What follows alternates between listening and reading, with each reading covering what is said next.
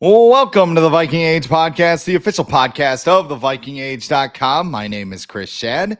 I write for Zone Coverage, Bring Me the News, and the Brookings Register. And we do this every Monday with a late week episode right here on the Viking Age YouTube channel.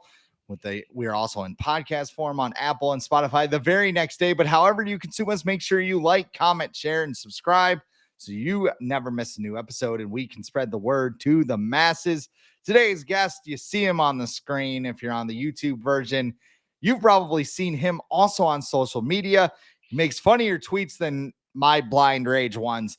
His name is Eric J. Thompson. What's going on, Eric?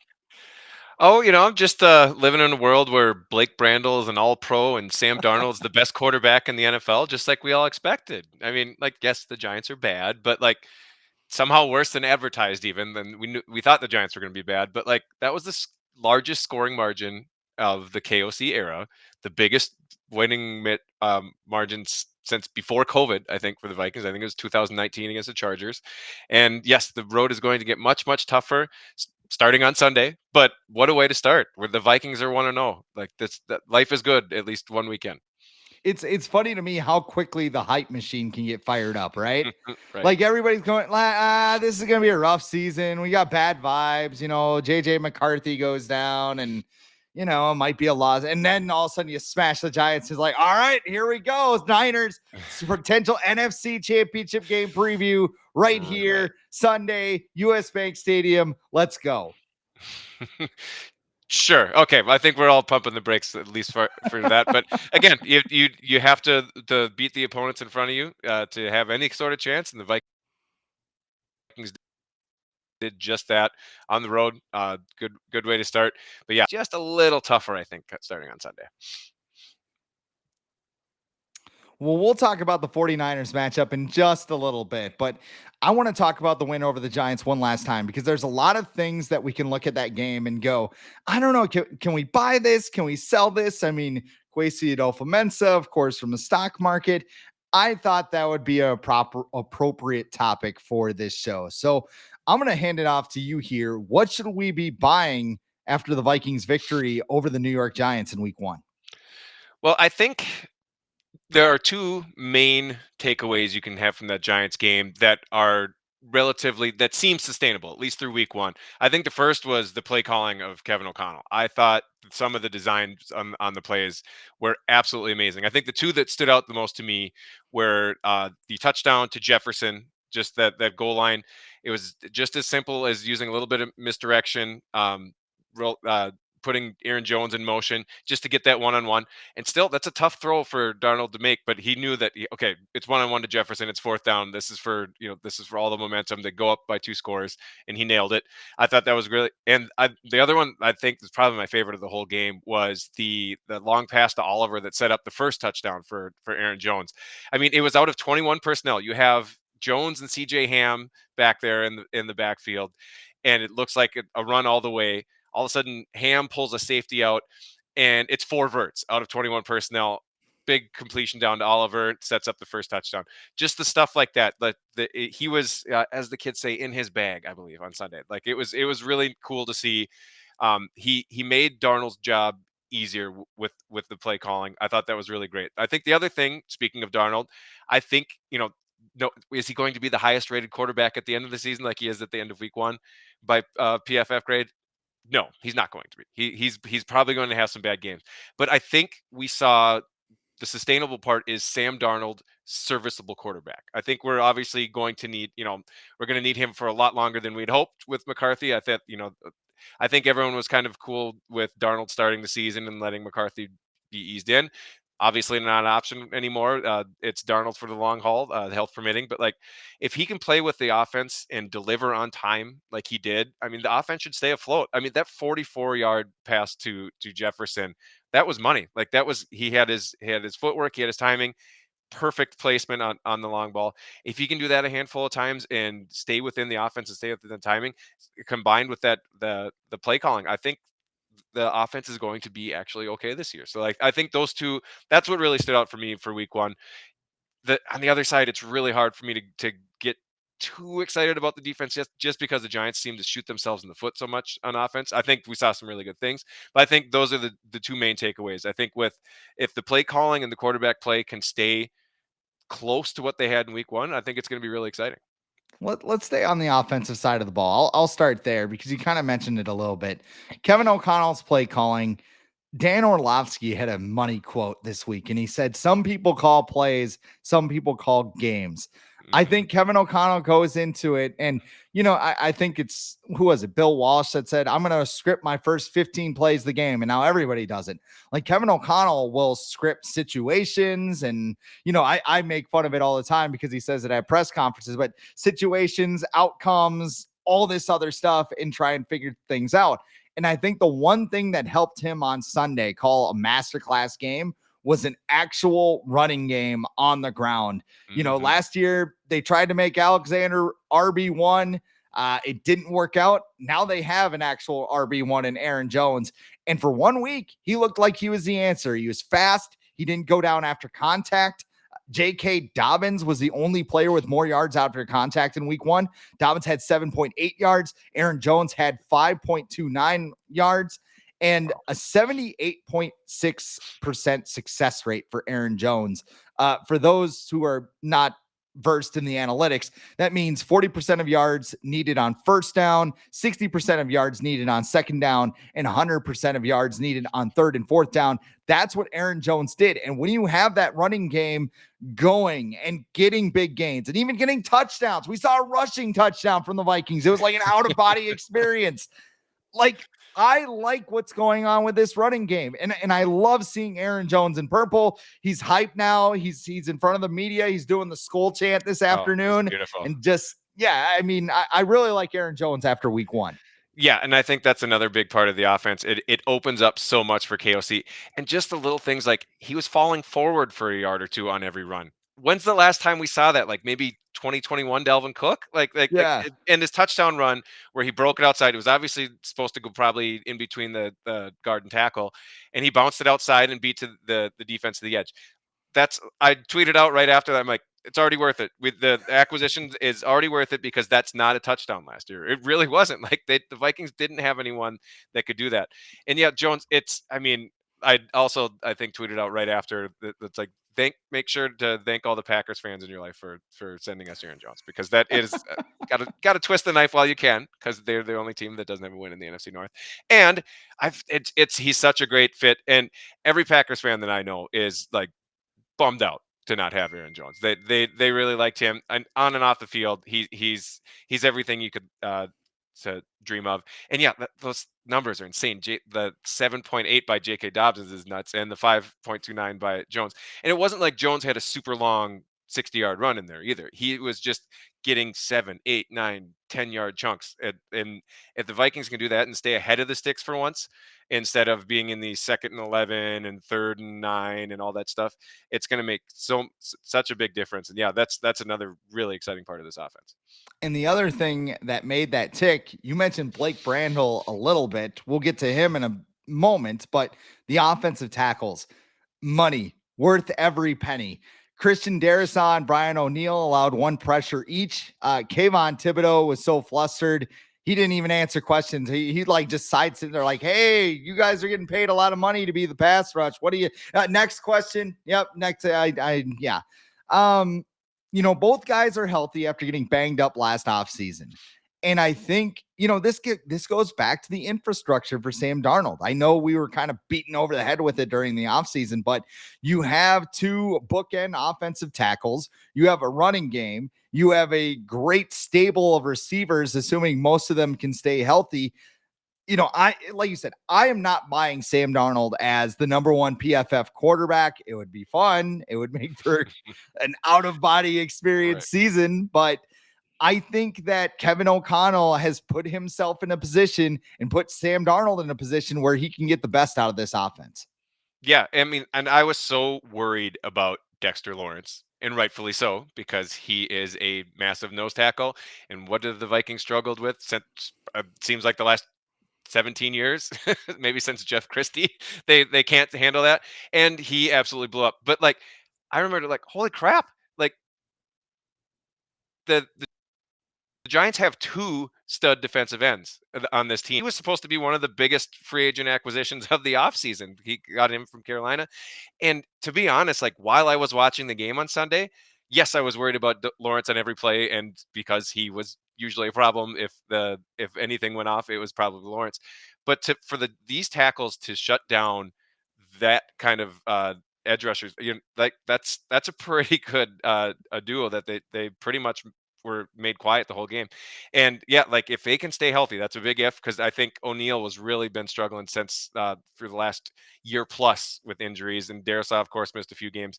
But if those two can stay healthy as bookends, it is such a huge advantage for this offense. Again, the interior pressure is it seems like it's going to happen, but you can kind of scheme again with the motion and everything, you can scheme around it as long as you can depend on those tackles. And yeah, what a great start for both of them. And I think too, I think back to Hard Knocks with the Giants, the offseason edition. And I've said it before, no team is ever going to do that again because we know how the sausage is made. We know what they were thinking throughout the entire offseason. Joe Shane says, all right, Daniel, go ahead and win us. And we're going to let Saquon Barkley walk. You better go win this because it's not my problem. Problem is, he signed him to that $40 million contract, boosted the offensive line, and he boosted that edge rushing group, and both groups did not work, which is why, yeah, the defense, I'm selling it a little bit, but I'm also buying it a little bit because that edge rusher room, I think it's really good. I think Andrew Van Ginkel was more than advertised. He had that interception, the pick six, and then he also had a sack mixed in there. Dallas Turner had a sack. It was a weird play because PFF's like, Andrew Thomas was so good, he didn't allow a sack. Well, he was engaged with Turner, and then he ran around him for the sack. So I don't know what they're doing there. Patrick Jones had 2 sacks. That's how good the Vikings pass rush was. And then he had Jonathan Grenard with 5 pressures. I know Krauser, who is a prominent social media guy in the Vikings sphere, was tweeting about win rates and how Danielle Hunter had the bigger win rate. I don't think the Vikings are going to miss him all that much because they have so many different options now where they can attack the quarterback. And even if it is Daniel Jones or even Brock Purdy, I think the Vikings can get pressure. And that is the key to Brian Flores' defense. Yeah, and again, they're going to miss Hunter because he's still a very good player, and Krauser Yeah. was absolutely right for pointing that out. But when you compare, okay, would you rather have Hunter or would you rather have Grenard? Would you have Van Ginkel and all these other players? Then it's like, oh, okay. Then I mean, Van Ginkel was absolutely amazing. He was just the Swiss Army knife of the defense. He was, to me, looked like, especially seeing a lot of these film recaps, he was like the linebacker version of prime Harrison Smith in that Zimmer defense. He was lining up all over the place pre and post snap. You weren't exactly sure where he's coming from, and neither did Daniel Jones, because there were a few of those plays where it just like, I mean, either Van Ginkel stiffed it out on his own or he was schemed up by Flores there. That was great. The Dallas Turner, yes, he had the sack. I wish you would have had a little more consistent impact, but it's always great for a rookie to start his season with that. And yes, Patrick Jones. You wrote in our notes it was the DJ Wonham special. Like that's But basically it's all that was, schemed up. yeah, Yeah. where Hunter chased him over to Wonham's side and he got 2 or 3 sacks. No, Wonham had a few good games, but yes, like that's because everyone was up in arms. Well, Patrick Jones had 2 sacks. Why was his PFF grade so low? And it's like, I don't treat either like gospel, but I think the Grenard having 5 pressures, that's the most promising thing. That's the most consistent thing, because again, sacks are such a volatile stat. You can't lean on those. But yes, I mean, they had 26 total pressures as a defense. I'll take that every week because that's way above average, especially what they've been doing the last couple of years. It's funny we're talking about this too because you're an FCS fan, you're a North Dakota State alum. I Mhm. cover the South Dakota State Jackrabbits, and we're in crisis over here in Brookings when it comes to our pass rush because I don't know if they got a sack against Incarnate Word, but they definitely didn't against Oklahoma State, which that's totally explainable because Oklahoma State's really good. Yeah. But a lot of people are freaking out because the Jackrabbits don't have a lot of sacks right now, but they're getting constant pressure, which is kind of what everybody's saying. Like, hey, guys, like, pressure's the thing here. It's not all about sacks because it's a 1 in 1,000th percentile outcome. You have to create pressure in order to get in the mind of a guy like Daniel Jones. And as we saw on Sunday, he kind of just fell apart. Let's go to the other side of the coin here. What should Vikings fans be selling after week one? Um, well, I think first of all, like, again, it's exciting and everything. Thinking that week one is a harbinger of things to come on all sorts of levels. Yes, not just the opponent that was the Giants that looked really, really bad in a lot of different areas. Week one's weird, just like Yeah. in general, because and especially nowadays with the basically no preseason for a lot of really good NFL players. It's amazing to see how what's the classic one where the Patriots went on to win the Super Bowl. The Bills blew them out like 31-0 or something to start the season, and everyone was up and like you take these things with a grain of salt. And like the I'd love to dance on the Packers' grave after losing, but yes, it was against the Eagles and it was in Brazil. Who knows what either of those teams is going to do? So pumping the brakes on like, okay, yes, we're trying to project out of things that are sustainable and everything, but just the opponent combined with just the very beginning of the season, it's the if you look, there's going to be a lot of results, not just with the Vikings, but across the NFL, where you look back at week one, it's like, how did that team do that in week one compared to how they ended up? And I think the other thing is that selling the fact that first drives are this hard. Like, how so 6 of the last 16 games. That's like 39% if I'm doing my math right. Um, they have turned the ball over on the first Mhm. drive, including week 1. Love you, CJ Ham. Only a second fumble of his career. Not going to hold against him. He's still an important part. Still got that motion out for the Oliver pass, like I've talked about. But it can't be that hard. It really is not that hard. And the other, on the flip side of it, it's not like, oh, hey, it's a turnover or they're having success. Only two since the beginning of 2023. Two of the last 18 games, they've actually scored a touchdown on the opening drive. That's that. That just can't be like I'm selling that part. Like it's even as cursed as the whole Vikings franchise is, that can't be that hard. Like that's the especially you talked about opening scripts and how good KOC is at it. I mean, could what was the first thing that popped through your head in that first one? It's like, oh my gosh, Here here we we go go. again. It's going. It's we never left. This is the 2023. It's just a continuation. Thankfully, they turned it I was wondering what kind of torture device Kevin O'Connell was going to buy on Amazon this time to make him hang onto the ball. Like he had the big like American Gladiators jouster last year. Like yeah. does he have like a shot collar or something? Just like they drop the ball and ah. Yeah, it's like I don't know. Like, can they just like pretend they forfeited the first drive and then they can get on with it? Oh, yeah. So that's the good things that happened. Being week one, pump the brakes on it. And again, it can't be that bad on the first drives. Like, it just like a couple first downs and a punt. Like I'll consider that a win for the opening drive against San Francisco because I think even in that San Fran game that they won, didn't they turn like yeah, they threw an interception on the first drive. Yeah. Like that was that I remember because I was at that game. I was like, no way, we're gonna get absolutely blown out. Then of course they ended up winning that game. So yeah, anything's possible on a couple of fronts there. And I think if you look at the good news there, they didn't turn the ball over. Well, okay, Sam Darnold threw an interception. I forgot about that. So they turned the ball over twice. You got to cut down on that. But that was like a fluky interception. Like he went back to throw and he got clipped because here's a good segue. The interior of the offensive line allowed pressure. We can sell them. Yes, let's sell them. Yes, I Yes. this is like I know like typically you would take something that's high and then you would sell it. This is like how I used to run my dynasty fantasy football team. Like Keenan Allen just got me one catch for 5 yards and I'm like, "Get the hell out of here." Yeah, I'll take a 4th round pick for him. I don't care. Like get him off my team. I am selling the interior of this offensive line. Blake Brandel, God bless his heart, great game. But next to him, Garrett Bradbury had 4 pressures. Sounds like he was dealing with a knee injury midway through, which that's not great considering that's been the story of his career the last 2 years.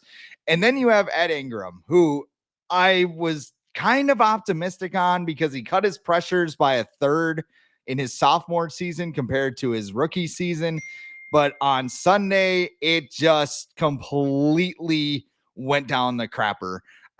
Dexter Lawrence threw him around like a chew toy. He had 6 pressures. Coincidentally, Ed Ingram gave up 6 pressures.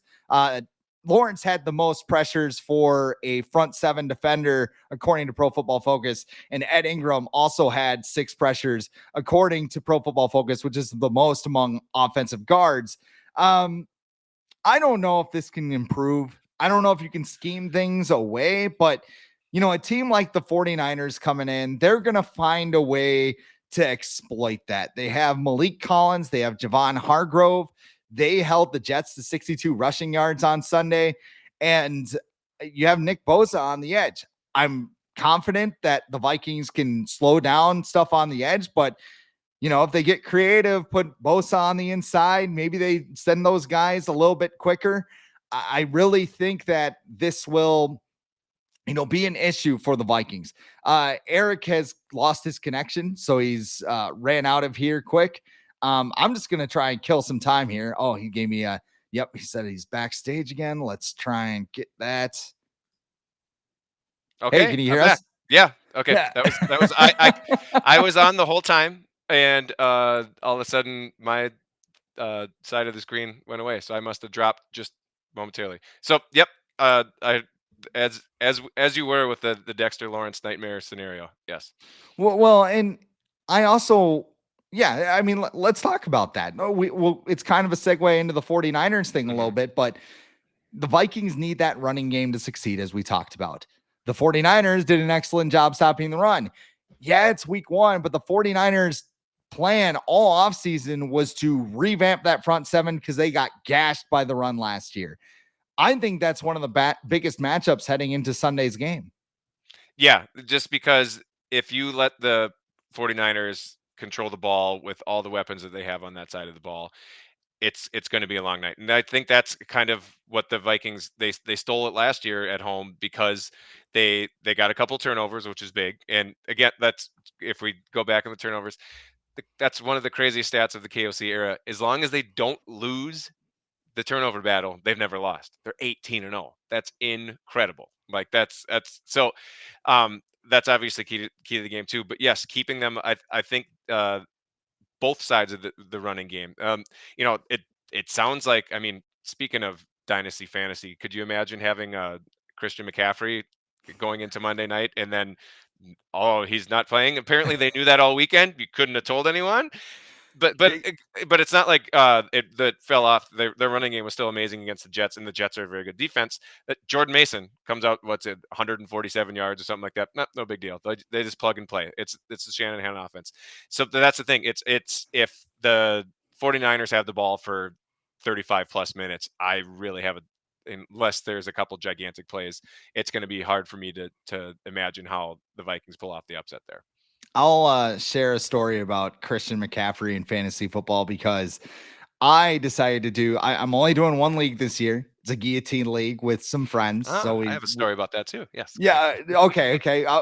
We'll go to you. Christian Yeah. McCaffrey screwed all of us, the album, but I had the second overall pick in our guillotine league, and I had to go to SDSU practice to talk to a couple of athletes.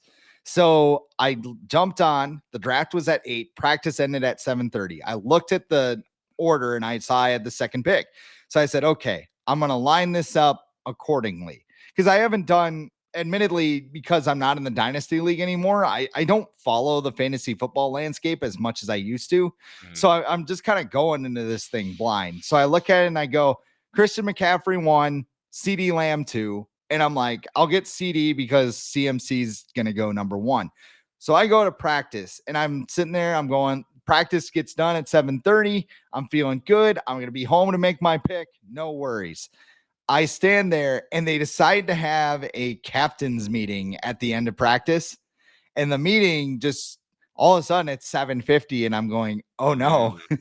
So I talk to the people I need to talk to. I run to my car. I speed home. I run up the stairs to my apartment, come into the office where I'm sitting right now. And as soon as I set foot in this room, I hear you have auto drafted. And I go, oh crap, because that's never good, right? Like if you miss your pick. So I turn around, I look, the guy in front of me took Tyreek Hill. Okay. And I wound up getting McCaffrey, even though I wanted CD Lamb, but I was too stupid to put that on my queue. So I had Christian McCaffrey.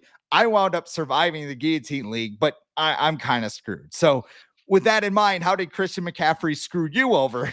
Well, mine was I didn't even get McCaffrey. I just lost the first time. First time I ever played guillotine league. I lasted 1 weekend. That was fun. It was long story short. It was a best ball league, and I didn't really know that going into the draft until about halfway through the draft. And so best ball means just like get your best optimal lineup. And so all of a sudden, like at the end, all these people, I'm just like just waiting to take a kicker and a defense at the end, not thinking anything of it. All of a sudden, about like because this is 18 teams and kickers are going left and right. I'm like, what? These guys already have like 2, 3 kickers. I only end up with one, and it happens to be Indianapolis Colts kicker Matt Gay, who was also a late scratch right before his game. I can't replace my kicker. If I could have, and they had the waivers thing, so it's like you can't pick up someone that day. You have to pick them up the following day. I was screwed, so I had 0 points from it. Even if I would have got the Colts replacement kicker who kicked 1 field goal and 3 extra points, that would have got me enough. I did not, so I lost. Yeah. I've heard of people like against the gun on Monday and hearing McCaffrey got dropped. So then they switched out for like Kyle Juszczyk, who is still out there. But now Christian McCaffrey's on waivers and everybody can bid on him. And it's just a complete mess. So thanks, Yeah, Niner. that was really fishy. Like as far as the reporting goes, like if they knew it and they're like what he was, I guess he was listed as questionable, right? So they Yeah. league nothing technically, but boy, yeah, that was rough. Well, and I also feel bad for Jordan Mason because it's like, oh, when did you fight? And he's like, oh, I kind of knew on Friday. And then Hmm. everybody's like, what? But it also could have been, hey, Christian McCaffrey limped off the field on Friday. I'm like, man, I'm probably going to start. Like, no, maybe nobody said anything to him, but I'm just giving everybody the benefit of the doubt because, Sure. you know, Vikings 49ers, though, it's 12 p.m. US Bank Stadium on Sunday. 49ers favored by 5 points as we record this on Wednesday night. Kevin Harlan and Trent Green will be on the call. Melanie Collins on the sidelines will be televised on CBS. We already talked about the matchup in the trenches. What do you think will be the biggest matchup in this game outside of that? I think it's really going to be um, Aaron Jones versus the linebacking core of because with the just the studs that the 49ers have on every part of that defense, starting with Fred Warner. Like for my money, it's still one of the best, if not the best linebackers in football. I think he had 7, 8 tackles against the Jets. It's just he's always in the right spot. He's always disrupting things, and he's always the difference both against the not just in the running game but like in the passing game as well. He's the difference between a 2 yard gain or a 15-yard gain, and it's usually coming up on his side. And they have a really good secondary as well. It's going to be I think maybe it's even more than the just Aaron Jones versus Fred Warner. I think it's really going to be more about the the entire front seven of the 49ers, what they can do just to again, it was super nice to be ahead of the sticks against the Giants. Can the Vikings get, I don't think Aaron Jones is going to rattle off 7.5 yards a carry and or anything like that. But if they can stay ahead of that, and again, the time of possession is going to be big because the more you give the Brandon Ayuks of the world, and even like all the even without George Kittle, and the Juice Checks of the world, and what I- what what do they call him? Third and Jawan, the Jawan Jennings. I think he had 5 catches in the game against the Jets too. They just have so many weapons they can throw at you, and they can just grind you down. Like this, the defense is improved. I think for the Vikings, there are more weapons there, but if they can't get off the field against the 49ers and the Vikings can't maintain the drives, I think that's going to be so long story short, I think probably time of possession. I think that's the biggest matchup to see who can hold on to the ball longer, because I think that's going to give their team a huge advantage. When you think about it, it's almost Kevin O'Connell against Kyle Shanahan. Like two guys Hmm. who are widely regarded as play callers, two guys that can get the most out of their eye. It's like two dudes with Madden controllers, like trying to For sure, control yeah. Brock Purdy and Sam Darnold. And that might be offensive towards Brock Purdy. I think he's better than people give him credit for, because when you watch the tape, he's able to scramble, he extends plays, he's able to get the ball to those weapons, which, we've seen it in the NFL. There have been stacked teams around a quarterback and they can't get the weapons to him. Look at what's Hmm. going on in Cleveland right now. I mean, there's off the field stuff going on there, but I mean, As always. Sean Watson can't get the ball to anyone. So there you go. which player do you think will make the biggest difference for the Vikings on Sunday? Well, I mean, I don't like that he showed up on the injury report today. But and again, maybe this is just recency bias, but I really think it could be Van Ginkel, just because again, like they can show so many different looks, and he can come at the offense from so many different angles. And with a team with as many offensive weapons as the 49ers have, it's just nice to counteract it with a player like Van Ginkel. So if it, again, he was I don't think he practiced all. Like maybe he was limited. It was a foot injury, pretty new. Mhm. Like I'm just a little wary of that after oh look he having a great game and then all of a sudden you're sidelined, and what that hasn't happened or anything yet this year, has it? Yeah. So like it's but I really think he's going to be important again for to shorten the drives. Like that's to get the Vikings off the field on those crucial third downs. If it's third and medium and Van Ginkel can make a run stop or pressure Purdy into a quick incompletion, things like that.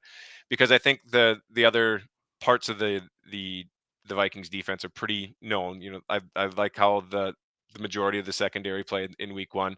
It's going to be a much tougher task, but if there's enough time for Purdy to find his targets, he's going to. Like this I I like the safeties. I like Harrison Smith getting his 35th interception of his career last week.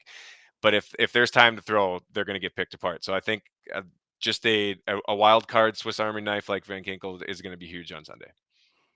I'm going to go on the offensive side of the ball. And we talked about infrastructure. We talked about how well these pieces operate against the Giants, but they're starting to run out of guys. We're still waiting on TJ Hawkinson. We might not get him until, the calendar is close to November. Jordan Addison did not practice today with that ankle injury. Apparently, it's the other ankle that is now injured, along with the ankle he rolled against the Browns in that joint practice. So I'm going to look at Jalen Nailor. Justin Jefferson's going to get his. He's the best receiver in the NFL, in my opinion, but they need somebody to take attention away from them. Part of that is going to be the running game with Aaron Jones. But as we mentioned, that battle in the trenches doesn't exactly favor the Vikings right now. If Jalen Nailor can get open and take attention away from Justin Jefferson, I think that'll make things easier for Sam Darnold. I think it would give him another target. I thought the tight ends actually played very well as well on Sunday with Josh Oliver and Johnny Munt. But I mean, they need that extra deep threat down the field because we saw that on Sunday where Justin Jefferson's commanding a double team. Jalen Nailor's wide open in the corner. Can he step on the field and have a big impact against a 49ers defense that last year got kind of torched by wide receivers? So Mhm. I don't know. This could be the Jalen Nailor breakout game. I hope so, because I think they are going to need him, because all the early indications are sounding like Addison playing on Sundays. If I had to guess now, again, we're recording this on Wednesday night. Who knows what can happen over the next few days? I As of right now, I'd be kind of surprised. And again, yeah, it stinks that it was his other ankle, but the way he got it rolled up on and the way that they were reacting to it right after it happened. Yeah, Naylor's going to be there. I think he's going to get a lot of snaps and hopefully a bunch of targets, because again, sustaining these drives, you can't just have the Justin Jefferson show, because they're gonna pay a lot of attention to him. But if they can spread it out, and if Naylor happens to be the guy on the other side, he's going to get a lot of one-on-one matchups, and if he can take advantage of those and Darnold can find him, that's huge. So what's your prediction for Sunday's game? I mean, we've it's been such good vibes and everything. It's like it's so like it this is the San Francisco 49ers. They're defending NFC champions for a reason. They have most of their weapons even without McCaffrey. It doesn't sound like he's going to play on Sunday. They're still really really good. And I think they have last year's game in the back of their heads. That like I mean, I was at that game. I was shocked as anyone the Vikings pulled that one off last year. That was yeah, I'd love to pick the Vikings. I'd love to keep this surprise start going, but I think they're going to get a dose of reality. I think the Vikings will keep it competitive. I don't foresee 49ers blowout, especially on unless things go unless we go 7 for 17 games with that opening turnover, and it snowballs from there. But I think the 49ers, there's just too much talent on both sides of the ball. If they if both teams execute, if KOC calls a good game and Shanahan calls a good game as well, I'm still giving the advantage to the 49ers, because they're again, they're the defending NFC champions. I believe they have the top, or the second or third best Super Bowl odds, and that's for a reason. They're very good. I think the Vikings are going to give them a fight, but I don't think I can pick them. I think I'll give the Niners. I think they'll probably. Niners by a touchdown. I'll say 27-20. I'll pick them against the spread too, unless that spread really launches. Yeah, I think. Oh, this is a tough one because a couple weeks ago I looked at the 49ers and I said, vibes are bad, not Right? looking good. And Yeah. then they go out. But I mean, when you think about their game plan on Monday, it was just running the ball. It was Jordan Mason. And that offensive line is really good. Where I think if they wanted to run Jordan Mason 30 more times and just gash the Vikings on the ground, I think they could do it. The amount of weapons the Vikings are losing on offense, I don't think they're going to be able to keep up. I do like the fact this game is at US Bank Stadium. Hmm. I think that'll give the Vikings an advantage, particularly on defense. But, part of that win against the 49ers last year was that you had Christian McCaffrey at 50%. Trent Williams did not play in that game. I believe Deebo Samuel was out with a shoulder injury. So it's just Brandon Ayuk. And it was still a really close game where if Jordan Addison doesn't rip that football away on a zero blitz, the Vikings probably don't win that game. So Hmm. I am going to go with the 49ers. But again, I think it'll be close once again. I'll go 49ers 23, Vikings 20. Okay, so you got the Vikings against the spread then. All right, Yeah, I'd, I'd take that. I mean, obviously you want to take a win, but like there's no such thing as uh the the happy losses, but like that right. if they can show that they can hang with the NFC's best, I think that's really promising going forward. And yeah, we haven't even talked about Trent Williams. Like that was a big part of it. Like you can just tell Jordan Mates, see number 71 over there on the left, go behind him. He's gonna clear six guys out for you. Like He'll give you a that's yeah, piggyback ride just exactly. up on his back. And yeah, I and here's the thing too. If the Vikings, again, there's no happy losses in the NFL. No more. Nobody's going to go No in and more go, way to victories. go. Yep. Kevin O'Connell's not going to hand out game balls for a loss. Like Hmm. we know that much. But if the Vikings can hang around with the Niners, and if they lose 23-20, like I'm predicting, you feel great about the first 5 games because Houston looked okay in game one against the Colts. I think the Colts are a pretty good team. And CJ Stroud and Anthony Richardson both look like franchise quarterbacks. Hmm. You go to Green Bay. Is Jordan Love playing? Because if he's not, you got a shot to win that game, even Hmm. though things get a little weird in Lambeau. Then you go across the pond to go to Aaron Rodgers. And again, week one vibes. Maybe it was just playing a really good 49ers team. But I think that's, 4-1's not out of the question. Like, even if they go 3-2 going into the bye, you're feeling good about things. And like I said, the goal for this team, I think it's a playoff berth. Like, make the playoffs. Because if you do that, you're going to feel really good when you get JJ McCarthy in here and know that you're building towards something. And it's all about stacking good things together. Yeah. Oh God, give me a 3-2 start with this. Like right now, I will sign. Where do I sign for a 3-2 start? 4-1's like that's fever dream kind of stuff going into the Yeah. bye. But yeah, like Texas is gonna be a really tough game. Packers, just knowing the Vikings luck, it's a good Jordan Love will return for that game and he'll look great. But again, maybe not. If Malik Willis is the quarterback, I really like the Vikings' chances, even if it's in Lambeau. And yeah, the Jets, that's TBD. Like, was it again? Is this week one weirdness? Is it Rodgers still working out the kinks after not playing for a year? I'm not ready to bury them by any means because they still got way too much talent on there. But yeah, I mean, that's you're covering South Dakota State all the time now, and you're like now that they're on a bit of a run, you just assume everything's going to work out. Like I was deathly afraid of like a 1-5 or 1-6 start for the Vikings. Like you could have gotten like the Vikings. The loser of this Vikings Giants game, I think, would have had the best odds to be the last team without a win. Maybe the Patriots, but now the Patriots, of course, knocked everyone. Yeah, speaking of things I'm out in one week, survival pool. Thanks, Patriots. But yeah, like I will give you that the stretch is looking slightly easier than anticipated right now. But again, like if they can come out with a winning record going into the bye, that's then I'll maybe start believing. Like this is going to be the first huge test. Yes, I don't think there's going to be a lot of people picking the Vikings, and I understand. I think Daniel Jeremiah did. I think that was the only one the only like person I've seen pick it so far. But yeah, like it's going to be a very tough test. But again, progress. This is again. I think most Vikings fans, this is a house money kind of season. Everything is gearing up toward 2025. Like, do we expect this to be a Super Bowl team? No, I'd love it for it to be a playoff team. The playoff is as I don't want to go all Jim Mora on you, but like that's huge if they can even like compete for that. I think this year, but to have enough building blocks, to have enough pieces, to have the JJ McCarthy coming next year, and all this cap space coming, I think that's really the goal of 2024 season. It beats 9-8 with Kirk Cousins, doesn't it? Yeah, I mean, like I don't want to I understand the people that bitch. Oh, why are you still talking about him? It's like, well, week one you got to kind of compare it here, and Cousins doesn't look healthy. Like that's, but No. like yes, I threw out a couple stats. Like I did, I In- I might have inched, like, hey, I've seen this. Oh, he checked down on third down late in the game. Oh, that's he like things like that. But that's the thing. It's like I don't have to talk about him anymore. Yes, he'll come up.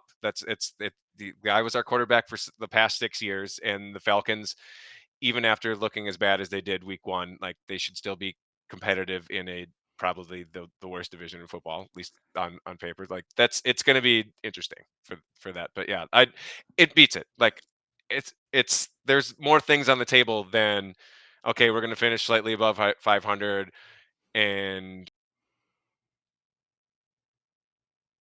probably not win a playoff game. Like that's just doing it was driving me insane after 6 years. So this is it's a fun, fresh new start, even though we'll probably have to take some lumps this year.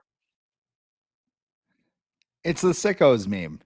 Like, the guy's like pressed up against the window and he's Yeah. going, yes, yeah. Like they're bitching about the line. Yes. They're not running play action. Yes. This is great. Like, yeah, I don't know. All the success to the Atlanta Falcons, and maybe someday they'll turn to their rookie quarterback with 2 bad knees. Well, thank you for coming on the show today, Eric. But before we go and I do my little thing to log off, where can people follow you on social media? Well, I just on that. I'm calling it Twitter. It's not X. It's Twitter. Yes. At Eric_J_Thompson. Still there. Still the same place. That's where I'm posted. I don't really consistently write too much. Shout out to Daily Norseman for 15 plus years there, but uh, work life and real life got in the way too much for me to fully commit there. But I'm always around online and making stupid memes and jokes and all that fun stuff on Twitter. That's that at least for Vikings related stuff. That's the best place to find me. You're even a muse for Vikings writers because you the Minnesota, or which one is it? The How I Met Your Mother meme in Little Minnesota with Marshall Erickson pounding on the table. Matthew Collar went and did a full-blown article on it. So Yeah, like that was fun. He DM'd me. He's like, first thing I thought of when I was talking to the How I Met Your Mother creator was you because you post that GIF all the time. Like, fair. Yep, I do. That was a really fun conversation, and I was asking Collar all sorts of stuff. I'm like, so what did he say about this? What did he say about this? So like the writer was just a huge Vikings fan. It was a cool article to read too. yeah, it's very cool. If you haven't seen it, go check out Purple Insider. Damn.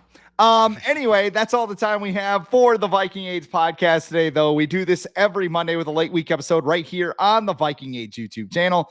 We're also in podcast form on Apple and Spotify the very next day. But however you consume us, make sure you like, comment, share, and subscribe so you never miss a new episode and we can spread the word to the masses. For Eric Thompson, I am Chris Schad. This has been the Viking Age Podcast.